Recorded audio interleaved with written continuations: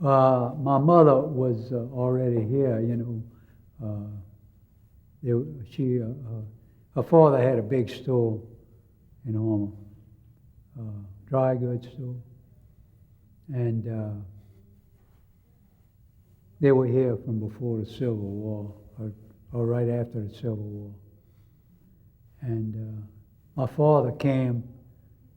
He was born in Texas, and he moved to New Orleans, and he worked for his cousin. He had a big wholesale grocery concern in New Orleans, and he had traveled to the Panama Canal because that's where the money was.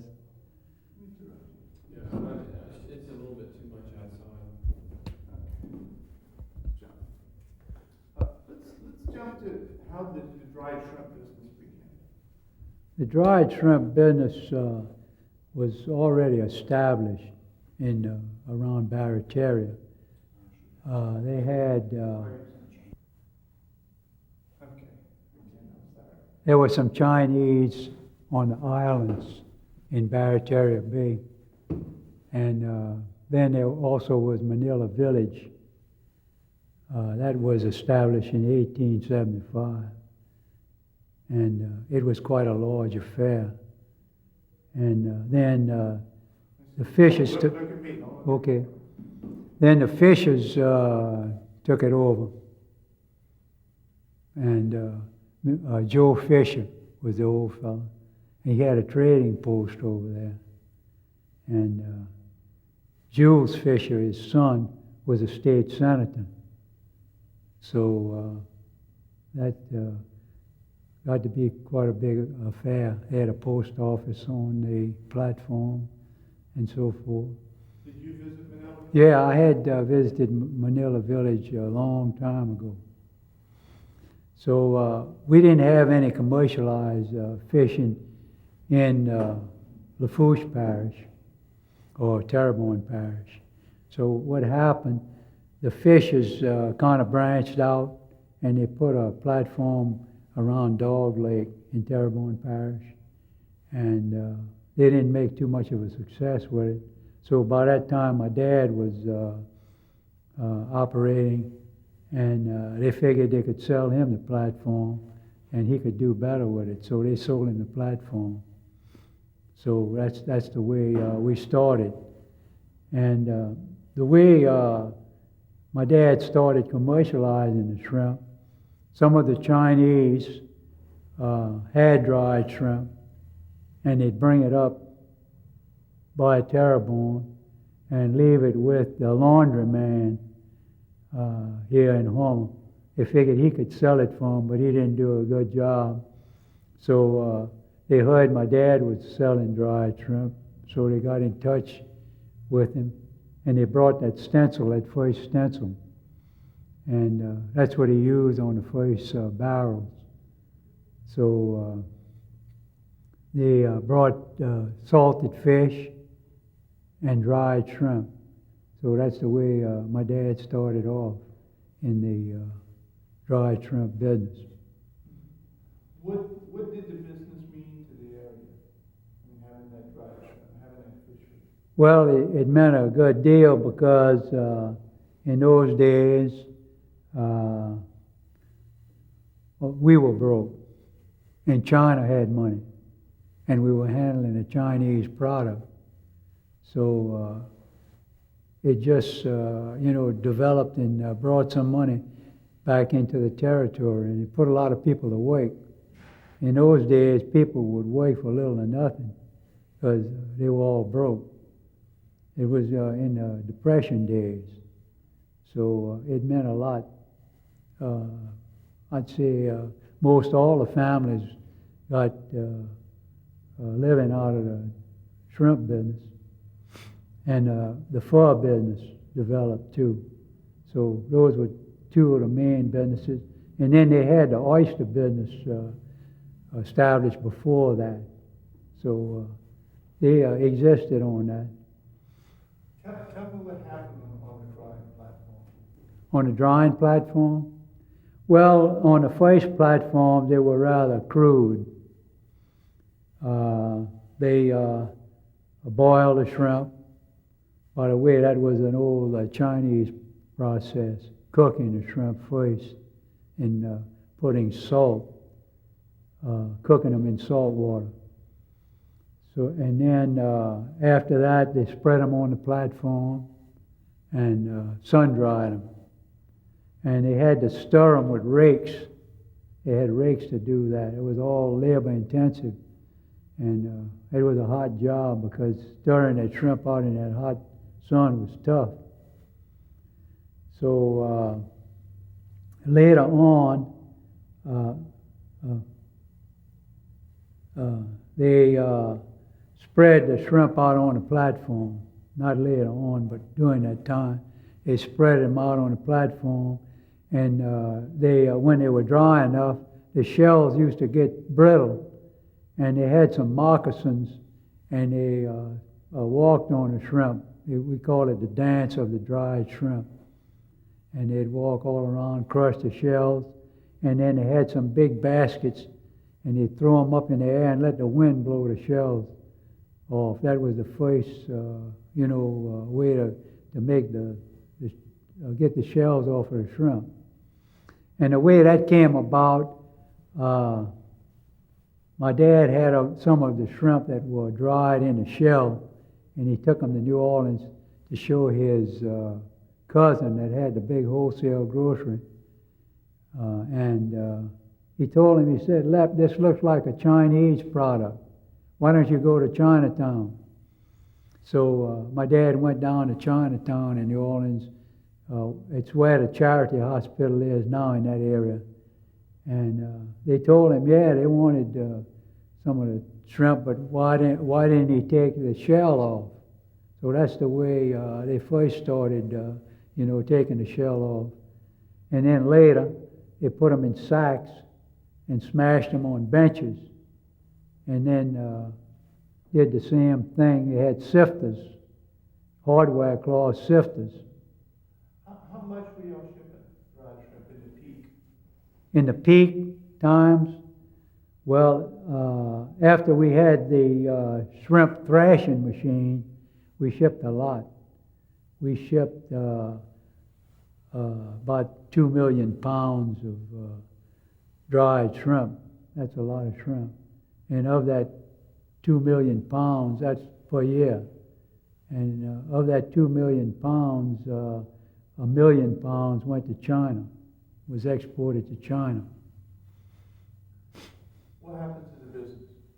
What happened to the business? Well, the business, that was 20s in the early 30s. And right up to World War II, we had quite a large volume of dried shrimp. And then after World War II, the shrimp peeling machine was developed, and they could peel a small shrimp. And they had frozen peel meat, and that way and canning. So it cut the volume of the dried shrimp down. In other words, we were exploiting an invention at first in the dried shrimp, the shrimp thrashing machine. And then when they came up with the shrimp peeling machine to peel the raw shrimp, well, they exploited that. So there's always something that develops in the industry that changes it. Tell me about the canneries. The canneries were real big at one time.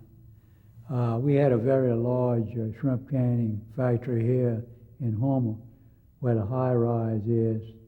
The Dr. Jaskremsky had it. And he had studied health, and he was the director of the Board of Health, and he established a real large factory there. Everything was steam in those days, and he had an ice factory that was run by steam to make the ice. And what happened is they load the boats up with ice, and boats would go down to the coast and pick up the shrimp, put them on ice, and bring them up by Terrebonne, and then they'd blow the whistle about 1 or 2 o'clock in the morning, wake everybody in Houma up, and then there's people would take their families over to the factory. The children would work, and they'd get paid by the bucket to peel the shrimp. And they employed about 2,500 people, and that was quite a big operation. And then they had some large factories around New Orleans too. They had in Harvey, they had the Griner operation, and he later sold out to the Southern Shelf. But he had about the same size of operation as the Jastrzemskis had. What else did they can? The Jastrzemskis canned shrimp, and then in off-season, they canned vegetables. Houma in Terrebonne Parish was very large, raising farm produce. So he had a very large business selling canned vegetables. How many shrimp drying platforms were there? Shrimp drying platforms, we had about, I'd say, 15 platforms in Terrebonne, and in Bioterra, they had about 5 or 6. So that was about 20 platforms altogether. But we're talking about some large platforms. They were a block large. They had a lot of ranks on those platforms. Talking about ranks was, slanted boards so they could, the rain would drain down, and they'd rake up the shrimp and put them on the highest part and cover them up with tarpaulins. So that was quite an affair. They used to, I'd say a rank was about 35 foot wide, and they usually had 5 or 6 of those ranks, 100 foot long, and you had a crew of 4 men that used to take care of each rank. So that was quite an affair. Who caught the shrimp? The shrimp were caught by small boats in those days, fishermen. I'd say when Blum and Bergeron first started, they had a platform in between Lafourche and Terrebonne at Felicity Island. And you had fishermen that would come from Lafourche and Terrebonne, Lowell. And they brought a lot of shrimp in because they had a lot of shrimp in those days. And then the Jastrzemskis had a platform at Philibrousse. That was in between Lafourche and Terrebonne also. I gave you the location of the early platforms, but I didn't go into details on the others. That's okay. How many people were supported by shrimp back in the 20s and 30s? Well, Blum and Bergeron started with about 300 fishermen, and then it expanded when it got into the 20s and 30s. It expanded. I guess you'd have to say there were thousands of people employed in it. But that's just your company? I mean, overall. Well, in those days when we started, we had the platforms and the boats and so forth.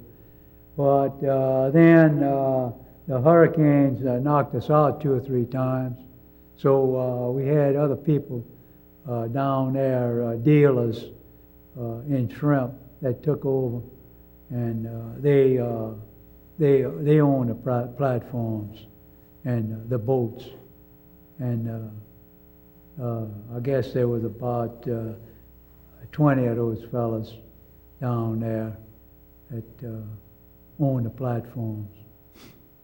Tell me about the early problems you said getting capital to start this business. Well, there was no capital really. I think the local banks didn't have any money. They were proud. They put $10,000 capital in gold letters on their windows. So there wasn't too much capital. And it was all, the directors of the bank were sugar planters. They didn't know anything about the shrimp. So it was hard for my dad to get operating capital. But anyway, they decided to lend him $10,000. So there was a big run of shrimp that year. I'm talking about in early times. And he needed $10,000 more. So he went to see the president of the bank, and he said he'd have to take it up with the board. So they were reluctant to, lend the other $20,000. So one of the McCullums was on the board, and he said, well, those fellas have us stuck for $10,000. Give them the other $10,000 and let them ship that junk out of Terrebonne Parish.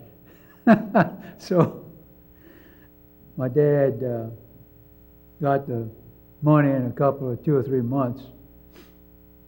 Sold the shrimp, got the money back, and went to see the president and paid him off.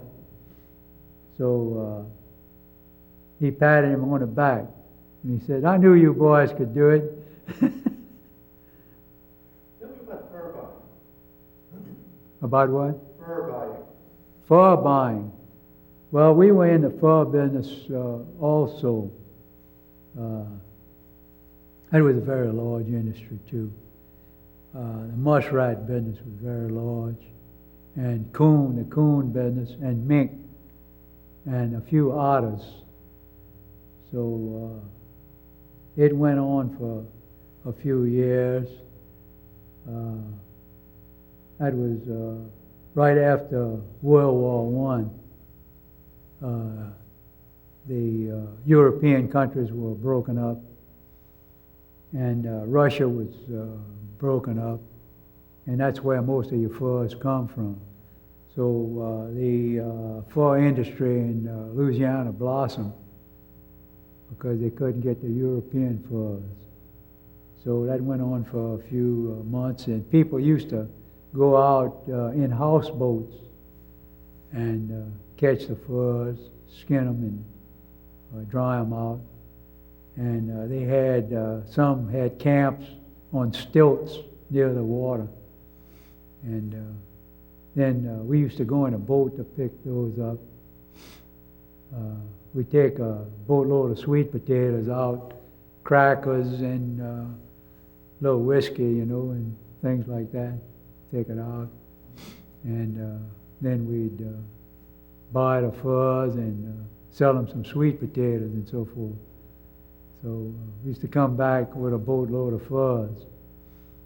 So we had to grade all those furs out in our place, put them on the floor, and they had number one, tops we call them, and we had medium, and then we had kits, which were the small muskrats. And we used to grade them all out. And we'd put them in bales, cover them up with sacks, and put them in a press, and make a bale out of it. Weighed about 500 pounds. And tighten it down with ropes and tie them up. And we'd have to take them to the railroad early in the morning, put them on the railroad, and ship them off to St. Louis and Chicago and New York. So that's the way the fur business was. And my dad did very well in the fur business for a while. He was... Were the Houma Indians involved in that? The Houma Indians were involved in all of that. We used to call those the blue people. We had, I'd say the Sabine, we used to call them Sabine people of mixed blood, Indian. And they were most numerous of all. And we used to buy from all of them. And there were a lot of other fur buyers besides us, but we had our own fur buyers that used to go out and buy the furs from them. And that was a cash business. That was all cash. You'd have to take cash with them. And sometimes somebody would hold those fellas up while they were going out. And then we'd lose that money. We used to give them around $1,000 a piece to go out and buy furs. That was a lot of money in those days. And then we had some other people, like north of Thibodeau, we had Philoclès Chasson. He had big warehouses up there where he used to put the fur in up there. And then when the weather would get good, well, he'd haul them down to us. We had, people like that too. And then we had Harry Berg down at Dulac.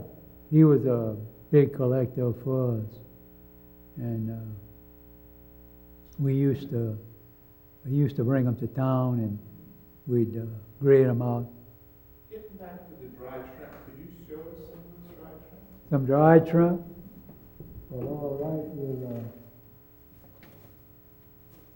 These are the way the dried shrimp look. Can you see them? Take them out. Take them out.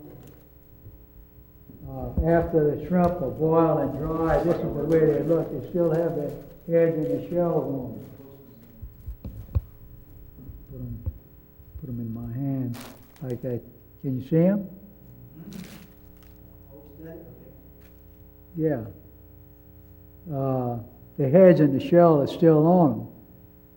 And after that, they're put into a tumbler type thrasher, which has a screen on the outside.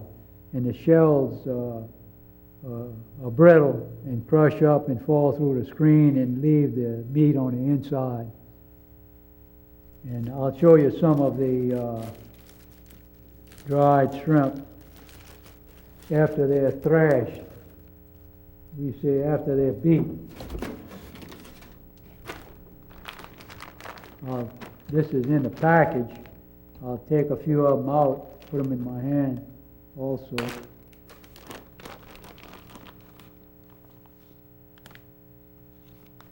This is the way they look.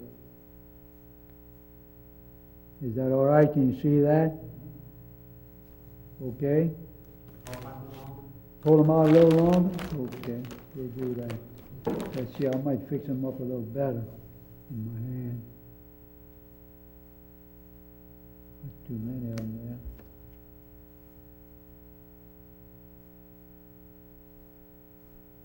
Now we got it. You see that all right? You can notice the bright red color. That's what the Chinese want.